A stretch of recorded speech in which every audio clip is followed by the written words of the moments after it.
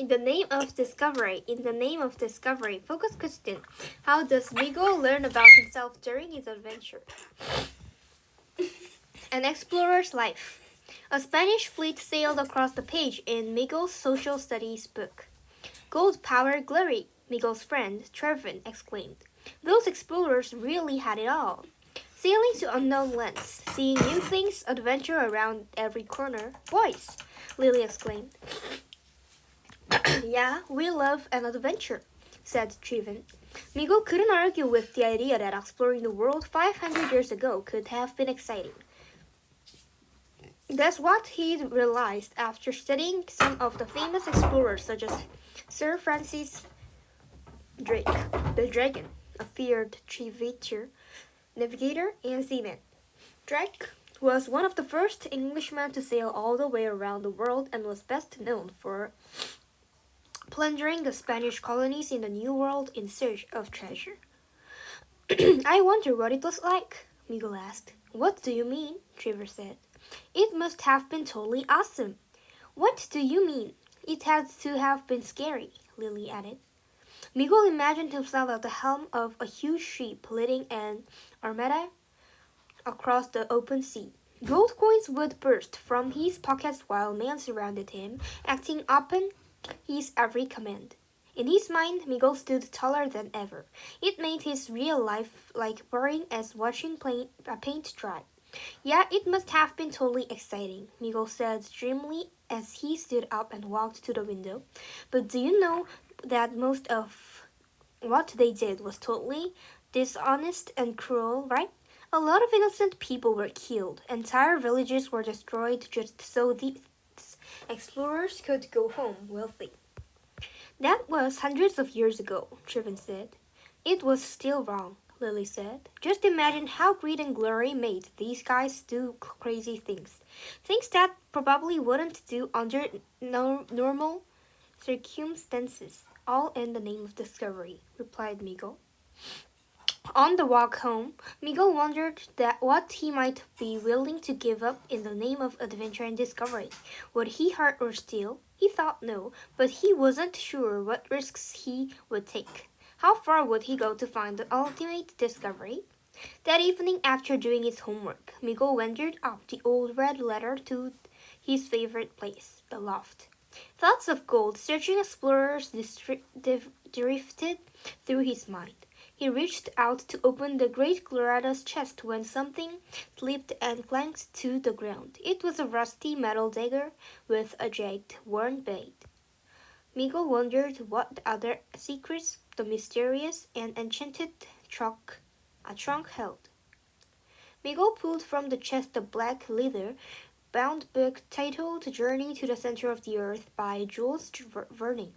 Miguel's dad had read the story to him last year when he had been sick at home with the mumps.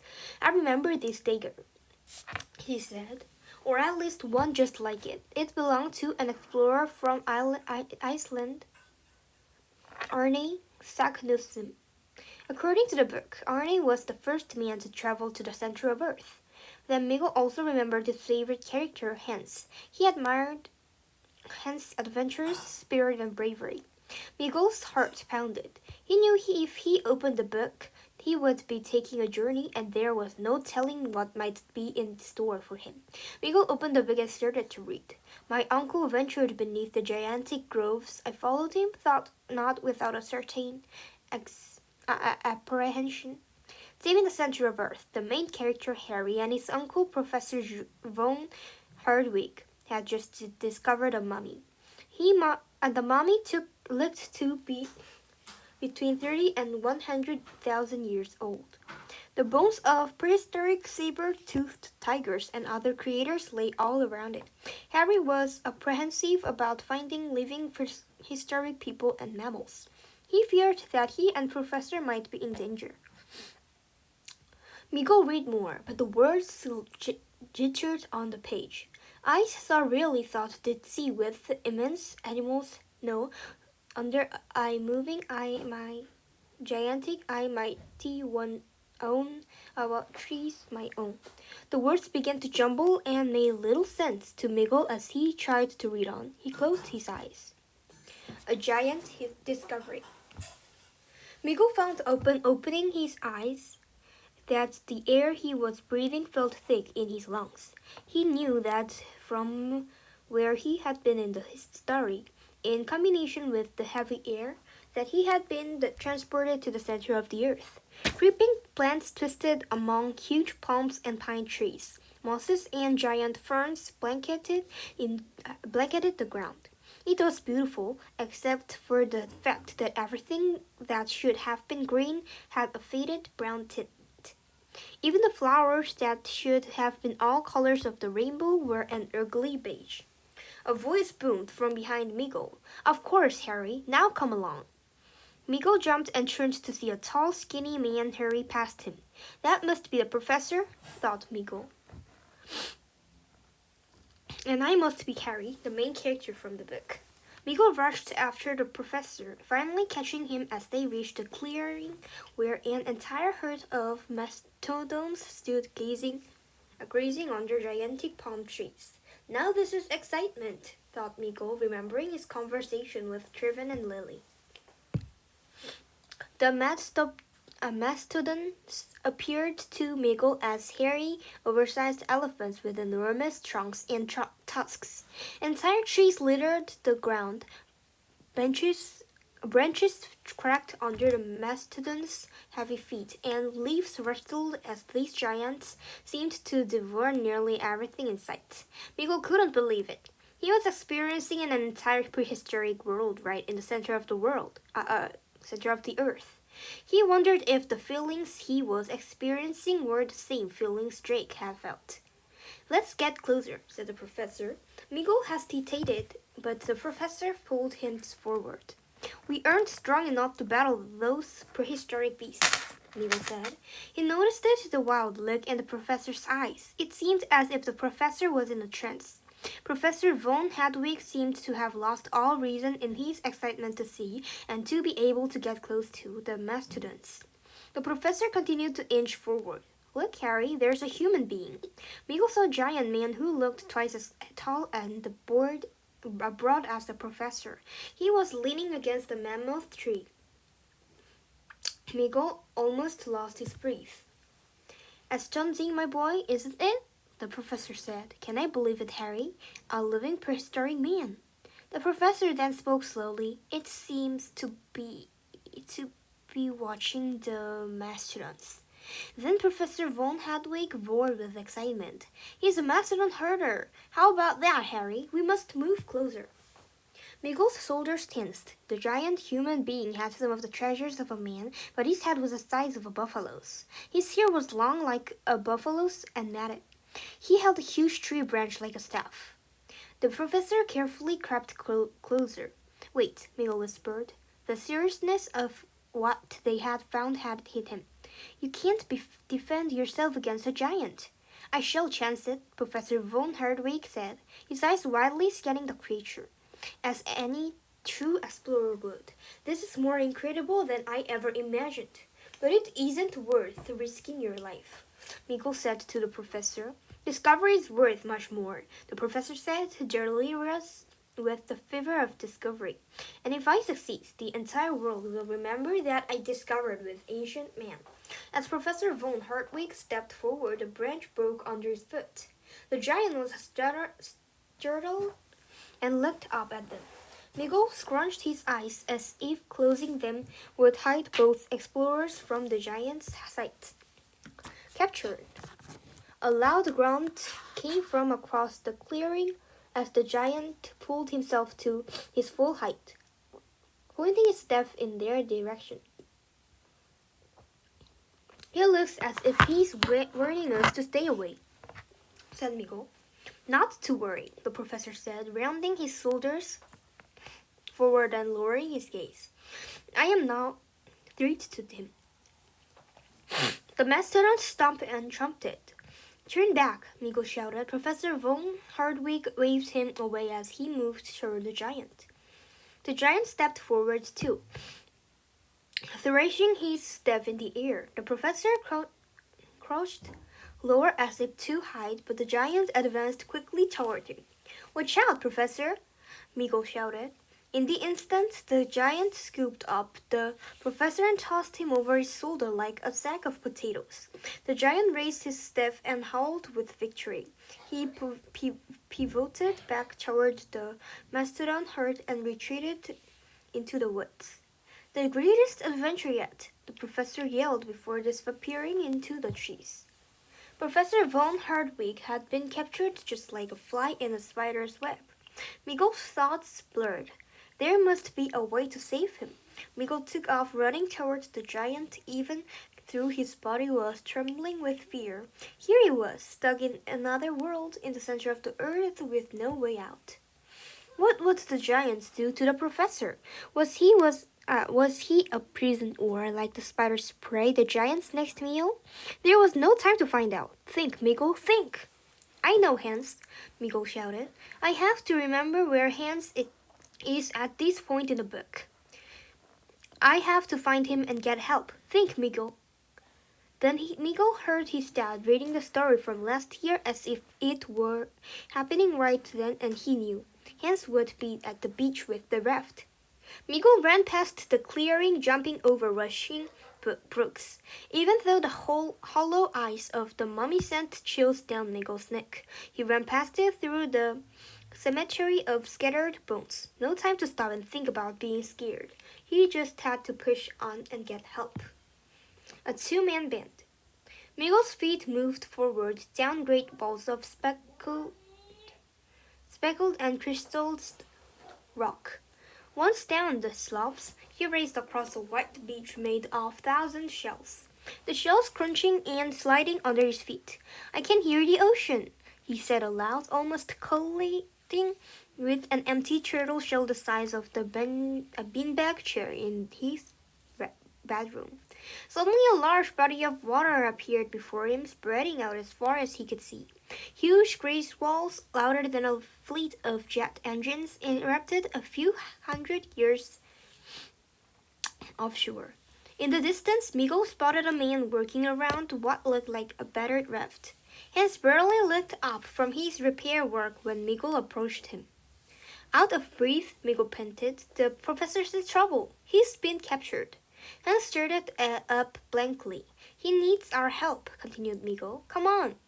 Then Miguel remembered that Hans didn't speak English, so he motioned of the man to follow him. Once in the woods, Miguel listened up the mastodons, but all he heard was silence. A lump grew in his throat. What if he was too late? Hans picked up on Miguel's anxiety and crept silently through the ferns, now keeping Miguel behind him. Though he didn't speak English, he seemed to understand what was happening from Miguel's body language. A loud trumpeting sound blasted through the air. Miguel and Hans froze. The mastodons. Miguel reasoned that the professor had to be near. Hopefully he was still alive. Hans and Miguel followed the sound of the animals until it grew quiet. Then Miguel's ears picked up on something he had not heard before, a quiet tapping. He listened closely. It was Morse code. Dash, dash, dot. Dot, dot, dot, dash. Miguel had learned Morse code at summer camp. The professor must be sending a message, he said. Miguel closed his eyes and decoded the temps. GIANTAFRIAL F O O GIANTAFRAIDLOUDNOISESHELP.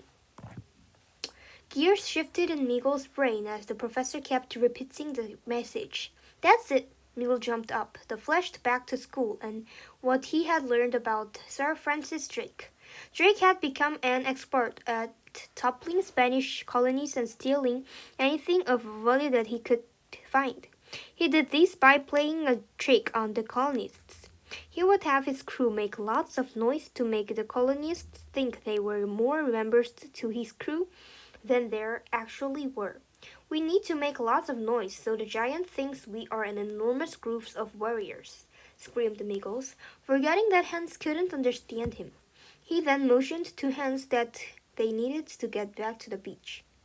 Back at the beach, Miguel had Hans stack and carry 2 large turtle shells. Hans picked up a quartz shell the size of a turkey and below into it, producing a sound like a bass tuba. Great idea, Miguel said. We'll be a two-man band and rock and roll this giant until he's scared to death.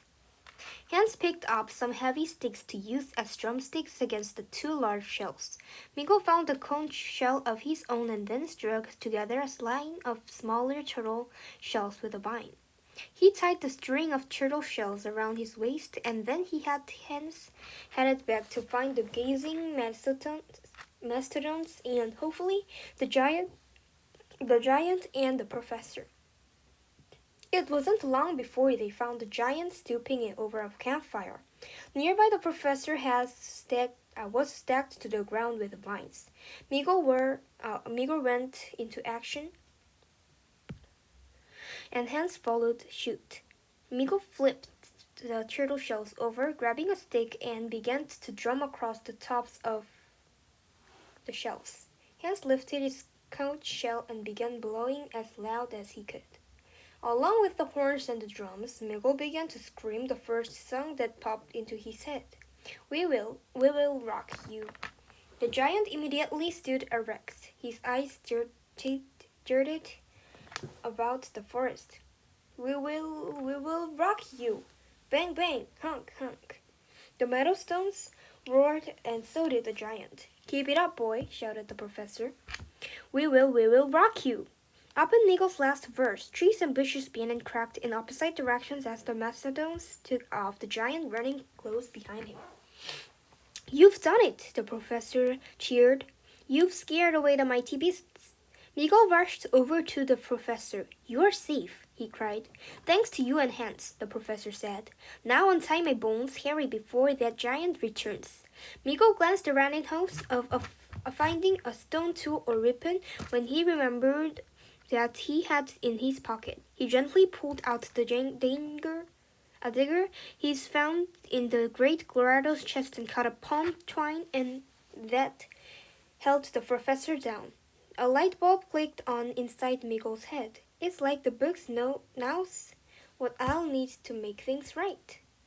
Professor von Hardwig Bear hugged Miguel.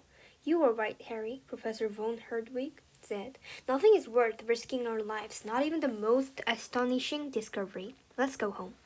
Home sounded wonderful. Miguel handed the dagger to the professor. Here is something you can take home with you. Is that what I think it is? The professor gasped. Could it be the famous dagger of Arne Saknussemm, the first explorer to reach the center of the earth?